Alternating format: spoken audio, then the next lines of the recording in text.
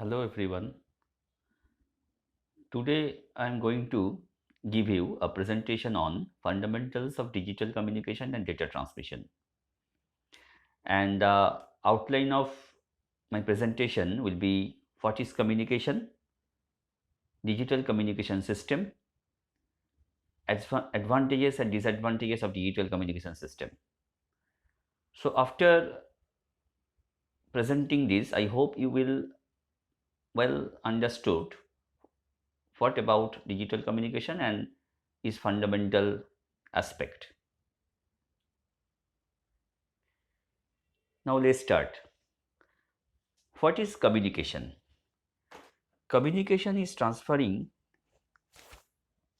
data reliably from one point to another, that is, from source to destination. Data could be anything, it may be a voice, it may be a video, it may be a quotes, etc. It is important to receive the same information that was sent from the transmitter, and it will transmit over the receiver properly. Communication system is a system that allows transfer of information reliably. Now, this is a typical block diagram of a communication system, of any communication system, rather analog communication system or it's a digital communication system. There will be an information source from where the information is originally generated. Then it will transmit over the transmitter, where it is linked with a channel or media or path, you can say, from transmitter to receiver. Now this information source, which is coming from the source, is transmitted over from a transmitter through a channel, and it reaches at the destination or receiver section. And from the receiver section, it will process the information, and then it will come into the information sink, or you can rather say it will a destination where you want to transmit your data. Next, information source will be anything. It may be a human voice, it may be a data storage device, CD, video, etc. And data types is either it will be a digital one or it will be analog one. Digital means discrete, a finite set of symbols, and analog means a continuous, infinite set of signals. And what is transmitter? It converts the source data into a suitable form for transmission through signal processing. Actually, data conversion from any form of signal into another form of signal, it depends on the channel. What are the channel we are used during the communication system? Depending on that channel, the form of signal will be changed. Next is, it is coming a channel, very important. It is a link, it is a media between transmitter and receiver. The information source actually passes from transmitter to receiver through this channel or path or link. It is a physical medium, the medium where the signal propagates till arriving to the receiver. Physical medium may be wired or wireless. Wired means twisted pair cables, coaxial cable, fiber optic cable, and wireless means air, vacuum, and water. Each physical channel has a certain limited range of frequencies. F means frequency minimum to frequency maximum, and that is called the channel bandwidth. And physical channels have another important limitations, which is called a noise. Noise means an unwanted signal. Now, channel. Noise is actually an undesired random signal that corrupts the original signal and degrades it. Noise sources, electronic equipments in a communication system. It may be a thermal noise, it may be atmospheric electromagnetic noise. And then there will be another lots of noises are there in communication systems. Another limitations of noise is the attenuation. Weakens the signal strength as it travels over the transmission medium. That means when a signal is transmitting over a long channel in a long distance communication, it weakens. That is, it loses its energy, is decaying its energy, and its strength is weakens. Attenuation increases as frequency increases. And one last important limitations is the delay distortion. Mainly in the wire transmission, delay will be there. Delays the transmitted signals, it will violate the reliability of the communication system. Now, a receiver. Receiver means it will extracting the message or code in the received signal, which is coming through the channel. Example, speech signal at transmitter is converted into electromagnetic waves to travel over the channel. Once the electromagnetic waves are received properly, then the receiver converts it back to a speech form. That is, it's like a converter which is coming through the channel. It will extract the original information source and then it process it and it sends to the destination, actual destination. This is the process. And information sync means the final stage or the user or the destination. You can say it is a destination. See, this is a sine wave like this. This is a original information source signal, and this is a flickering noise. This one, like this is flickering noise. And when this noise is merged with the original signal, the behavior of the signal is like this. You see, that is the wave nature is there, with the smoothness is gone. It will make some spikes. It will make some spikes like this. So it becomes the noisy signals.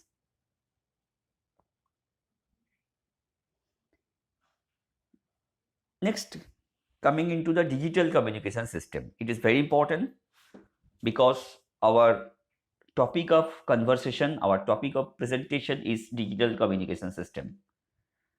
Data of a digital format, that is binary forms, that is the binary bits, ones and zeros are transmitted over the channel, and it is called the digital communication system. So this is the actual block diagram of digital communication system, of any digital communication system rather. First one is the information source. Some information source will be there. That means it is generating or originating your message source or information source. It comes over into the A to D converter. That means analog signal is firstly converted into digital form. So it will be the work of A to D converter. It actually converts a signal from analog to digital form. Then it comes over the source encoder. So source encoder actually, using some coding technique, it will convert the signal into discrete form, and then it becomes channel encoder. That means it will encode the channel. According to that, it will change the form of the signal with the range of compatibility. Then there will be some modulator is there. Modulator modulates the signal. It will create some carrier signal, and that carrier signal is merged with your original signal to send the signals properly. Then there will be channel. Channel is the communication link between the source part with the destination part. Then there will be demodulator. It demodulates the signal, that is, it will just reverse process of modulation. Demodulation means actually extracting the original signal from the carrier signal. Then it comes into the channel decoder. It decodes the channel. That means it will just reverse process of channel encoder. Then it comes into the source decoder. It will just reverse of source encoder. The source decoder actually decodes the source. That means it is coming the binary form, then it changes into the continuous waveform in the form of analog signal.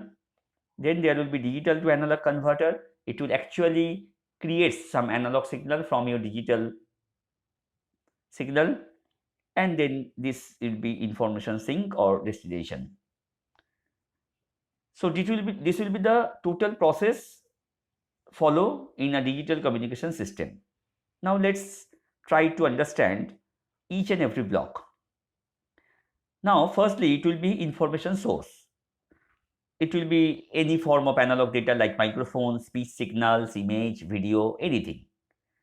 Then digital data like keyboard, from binary numbers, hex numbers, etc. Then it comes into the analog to digital converter. It has three part of process. First one is the sampling, that is converting continuous time signal into a discrete signal. Then quantization, converting the amplitude of the analog signal to a digital value. That means it will make some level. I will discuss it on later. Then applying some coding, assigning some binary code to each finite amplitude in the signal. Then it comes source encoder. It actually representation of the transmitted data more efficiently and remove redundant information. Okay, we know that the human speech signal frequency will be 20 kilohertz. So there will be two types of encoding. Another first one is the lossless data compression, and another one is the lossy data compression. Lossless data compression means data can be recovered without any missing information, and lossy data compression means smaller size of data, and data removed is in encoding cannot be recovered again. That means in this lossy data compression, there will be some losses as compared with the noise into your signal, and you cannot be recovered that original signals easily. Then there will be channel encoder to control the noise and to detect the errors that can occur in the transmitted data due to the noise. That means actually channel encoder removes the noise and correct the errors if there will be any error, and then it transmitted data due to the noise and into the channel. There will be modulator. This will represent the data in a form of compatibility to make it compatible with the channel. That is carrier signal, high frequency signals it will make. Demodulator, that is after modulator it comes through the channel. The signal is coming into the part of destination, that is the receiver section. In the receiver section, there will be the first block that will come, it's a demodulator. It removes the carrier signal and reverses the process of modulator. I told you that it will extracting the original message signal from the carrier signal. Then there will be channel decoder. It detects and corrects the errors in the signal gained from the channel. So if there will be any error or noise in the signal which is coming through the channel, then channel decoder detects it and corrects it. Then there will be a source decoder. It decompresses the data into its original format. I told you the source decoder actually decodes the signal, that is it will access the reverse process of source encoder. It decompresses it and extracting the original signal into its original format, that is in analog format. Then it comes a digital to analog converter. It reverses the operation of the A to D. It actually creates analog signal from the digital one, and it needs techniques and knowledge about sampling, quantization and coding methods. After knowing this sampling, quantization and coding method properly, it will revert back into its original form of signal, that is analog 1. And then it comes information sink, that is the destination, and you can say it is a user. Now, why should we use digital communication? First one is the ease of regeneration. Only 0 and 1s are used in digital communication system. You know that these are the bits. That is, in digital communication, the signal are in formation of bits. Noise immunity, better noise handling when using repeaters that repeats the original signal. Easy to differentiate between the values either 0 or 1. You can easily know the fact about the 0 and 1, and you can easily differentiate it.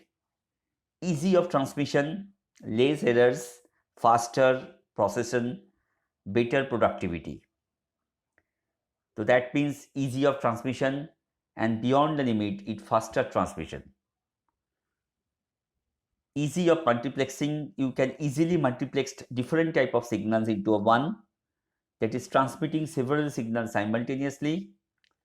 Use of modern technology, the less cost will be very lesser, and easy of encryption, that is in case of security and privacy, it makes a guaranteed digital communication transmission and handles most of the encrypted techniques. So using encrypted or coding technique, you can secure or privacy, make some privacy into your message or original information signal.